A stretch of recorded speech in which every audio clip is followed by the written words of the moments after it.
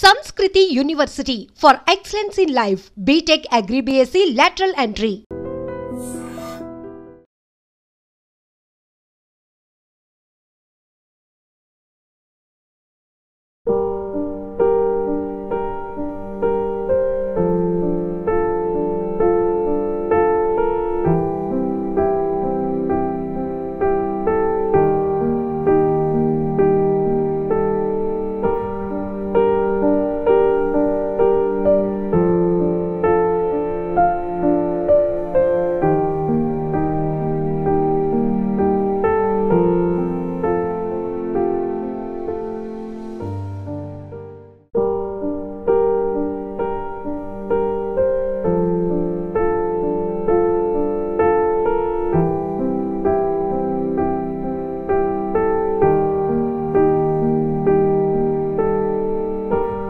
తెలుగు సినీ చరిత్రలో తనదైన ముద్ర వేసుకున్న విలక్షణ నటుడు కోట శ్రీనివాసరావు. ఆయనకు 83 సంవత్సరాలు.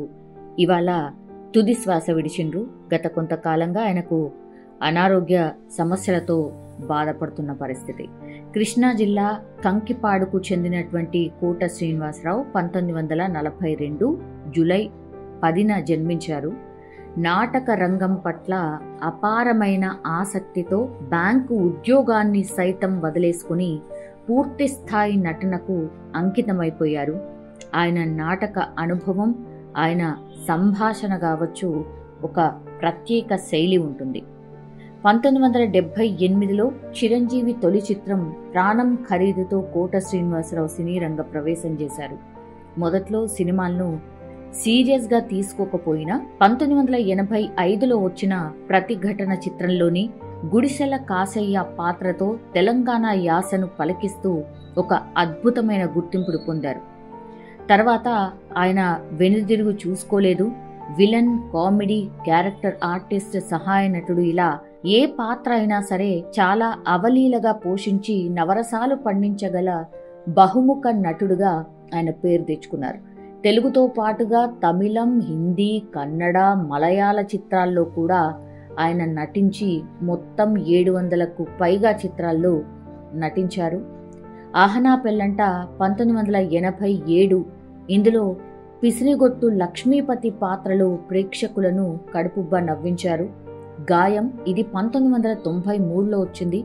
పొలిటికల్ గూండాగా ఆయన నటన విమర్శకుల ప్రశంసలు కూడా పొందింది. యమలీల 1994లో ఒక మాంత్రికుడుగా ఆయన పాత్ర ఎంతో పేరు తెచ్చుకుంది. మణి 1993, ఇందులో ఆయన ఇంగ్లీష్ సంభాషణ ప్రేక్షకులను విశేషంగా ఆకట్టుకుంది. ఇంట్లో ఇల్లాలు, వంటింట్లో ప్రియురాలు, ఇది 1996వ సంవత్సరంలో వచ్చింది. వెంకటేష్ తండ్రిగా నటించి మెప్పించాడు. గణేష్, ఇది 1998లో వచ్చింది. కామెడీ విలన్ గా సాంబశివుడు పాత్రలో ఆకట్టుకున్నారు. ఆ నలుగురు 2004 సంవత్సరం, ఈ చిత్రంలో ఆయన నటనకు నంది అవార్డు కూడా అందుకున్నారు. జూనియర్ ఎన్టీఆర్ నటించిన రాఖీ, బృందావనం వంటి చిత్రాల్లో తాత పాత్రలు కావచ్చు. అత్తారింటికి దారేది 2013లోని ఈ పాత్రల్లో కూడా ఆయన కెరీర్లో ఒక మైలురాళ్ళు అని కూడా చెప్పొచ్చు. తెలుగుతో పాటుగా తమిళం, హిందీ, కన్నడ, మలయాళ భాషల్లో మొత్తం కలిపి 750కి పైగా చిత్రాల్లో నటించారు. అమితాబ్ బచ్చన్ వంటి గొప్ప నటులతో కలిసి కూడా ఆయన సర్కార్ వంటి హిందీ చిత్రాల్లో నటించారు. కేవలం విలన్ గా, హాస్య నటుడుగానే కాదు, సహాయ నటుడుగా, క్యారెక్టర్ ఆర్టిస్ట్గా కూడా కొన్ని వందల సినిమాల్లో నటించి మెప్పించాడు. తండ్రి, బాబాయ్, ఒక పెద్ద మనిషిలాగా, రాజకీయ నాయకుడిగా, పిసినిగొట్టులాగా, ఆదరించే తాతయ్య లాంటి ఎన్నో విభిన్న పాత్రల్లో ఆయన ఒదిగిపోయారని చెప్పొచ్చు. అత్తారింటికి దారేది, దూకుడు, సర్కార్, బొమ్మరిల్లు, అతడు, ఠాగూర్, ఈడియట్, స్టూడెంట్ నంబర్ 1, ఇలా ఎన్నో చిత్రాల్లో ఆయన పాత్రకు గుర్తింపు కూడా వచ్చింది. తెలుగులోని చాలా మాండవికాల్లో ఆయన మాట్లాడేవాళ్ళు. అంటే రాయలసీమ, తెలంగాణ, శ్రీకాకుళం, గోదావరి, ఏ యాస అయినా సరే ఆయన చాలా అనర్గళంగా మాట్లాడగలిగే సామర్థ్యం ఆయన ప్రత్యేకత అని చెప్పొచ్చు. పాత్రకు తగ్గట్టుగా ఆయన యాసను పలికించి చాలా సహజంగా ఆయన నటన ఉండేది. కోట శ్రీనివాసరావు గారికి మొత్తం 9 నంది అవార్డులు వచ్చాయి. ఆయన నటనలోని ఒక వైవిధ్యానికి గుర్తింపుగా 9 రాష్ట్ర నంది అవార్డులు అందుకున్నారు. ఉత్తమ ప్రతినాయకుడుగా, సహాయ నటుడుగా, ఉత్తమ నటుడుగా అన్ని విభాగాల్లో ఈయన అవార్డులు అందుకున్నారు. 1985లో ప్రతిఘటన చిత్రానికి స్పెషల్ జ్యూరీ అవార్డ్, 1993లో గాయంకు ఉత్తమ విలన్, 2004లో ఆ నలుగురికి ఉత్తమ క్యారెక్టర్ నటుడు, ఇలా చాలా సినిమాలకు అవార్డులు కూడా అందుకున్నారు. 2012లో కృష్ణం వందే జగద్గురుం చిత్రానికి గాను సాయిమా అవార్డు కూడా ఈయన అందుకున్నారు. భారతీయ సినిమాకు చేసినటువంటి సేవలకు గాను 2015లో భారత ప్రభుత్వం నుంచి దేశంలోని 4వ అత్యున్నత పౌర పురస్కారం పద్మశ్రీ అందుకున్నారు.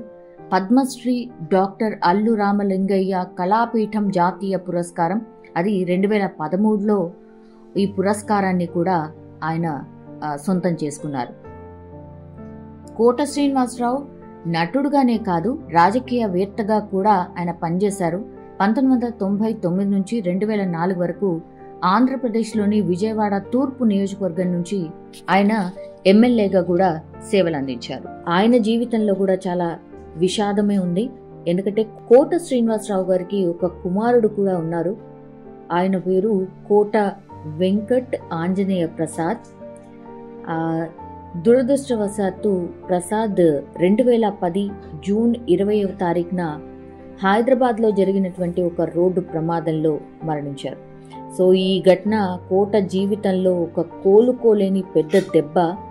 కోట శ్రీనివాసరావు గారు తనకు ఏకైక కుమారుడు కోల్పోయిన తర్వాత ఆయన జీవితంలో చాలా తీరని లోటుగా మిగిలిపోయింది అని చాలా సందర్భాల్లో చెప్పినటువంటి మాట. ఈ సంఘటన గురించి ఆయన కొన్ని సందర్భాల్లో ఇమోషనల్గా కూడా మాట్లాడిండ్రు. 1971లో జన్మించినటువంటి కోట వెంకట ఆంజనేయ ప్రసాద్ మరణించే సమయానికి కేవలం 39 సంవత్సరాలు మాత్రమే. అయితే ప్రసాద్ కూడా తన తండ్రి అడుగు జాడల్లోనే సినీ రంగంలోకి ప్రవేశించారు. జేడి చక్రవర్తి దర్శకత్వంలో సిద్ధం సినిమాల్లో ఆయన నటించారు. అట్లాగే గాయం 2 సినిమాల్లో కూడా తన తండ్రితో పాటు కుమారుడు కూడా నటించాడు. శంషాబాద్ విమానాశ్రయానికి వెళ్లే మార్గంలో నార్సంగి కప్ప వద్ద తన స్పోర్ట్స్ బైక్లు పైన వెళ్తూ ఉండగా ఒక డీసీఎం వ్యాన్ను ఢీకొట్టి తీవ్ర గాయాలతో ఆయన మరణించిండు. సో ఈ ఘటన తెలుగు సినీ పరిశ్రమను తీవ్ర దిగ్భ్రాంతికైతే గురి చేసింది. కోటకు భార్య, అట్లాగే 2 కూతుర్లు, ఒక కుమారుడు మాత్రమే ఉన్నారు. జంధ్యాల దర్శకత్వంలో రాజేంద్ర ప్రసాద్ హీరోగా తెరకెక్కిన చిత్రం అహనా పెళ్ళంట. సురేష్ ప్రొడక్షన్లో రూపొందించినటువంటి ఈ చిత్రం 1987లో రిలీజ్ అయి సూపర్ డూపర్ హిట్ అయింది. ఈ సినిమాలో కోట శ్రీనివాసరావు లక్ష్మీపతి అనే పిసినారి పాత్రలో నటించి అందరినీ కూడా మెప్పించారు. చాలా సందర్భాల్లో ఆ డైలాగ్ని కూడా చాలామంది గుర్తు చేసుకుంటూ ఉంటాం. అరగుండు పాత్ర బ్రహ్మానందం కూడా ఆ చిత్రంలో నటించి మెప్పించిండు. వీళ్ళిద్దరి కాంబినేషన్ సినిమా మొత్తంగా కూడా కామెడీని పండించడమే కాకుండా అందరినీ కడుపుబ్బా కూడా నవ్వించింది. ఈ సినిమాకు ముందు ఆ తర్వాత అనే పేరు ఇప్పుడు కోటాకి ఉంది. ఈ పాత్రను రావు గోపాలరావుతో చేయించాలని ముందు నిర్మాత రామానాయుడు జంధ్యాలకు సూచించారట. లేదు దీనికి కోట శ్రీనివాసరావే సరిపోతారు అని జంధ్యాల పట్టుబట్టారట. సో దీనిపై ఇద్దరి మధ్య దాదాపు 20 రోజులు చర్చలు జరిపిన తర్వాత ఫైనల్గా కోటానే ఈ సినిమాలో తీసుకున్నారు. అప్పటికి కేవలం 2 సినిమాల్లో కోట శ్రీనివాసరావు నటించారు.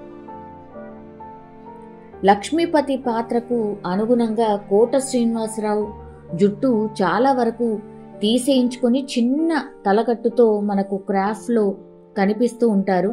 అయితే ఈ సినిమాకు అదే ఉండాలి అని జంధ్యాల గారు పట్టుబట్టారట. అప్పటికే మరికొన్ని సినిమాల్లో నటిస్తూ ఉన్నారు.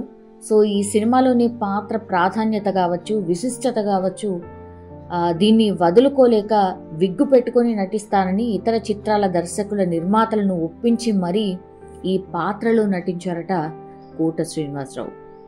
సో ఆహనా పెళ్ళంట సూపర్ డూపర్ హిట్ కావడంతో ఇక కోట తనదైన ముద్ర వేశారు. అక్కడి నుంచి కోట శ్రీనివాసరావు 2023లో విడుదలైనటువంటి సువర్ణ సుందరి చిత్రంలో చివరిసారిగా కనిపించారు.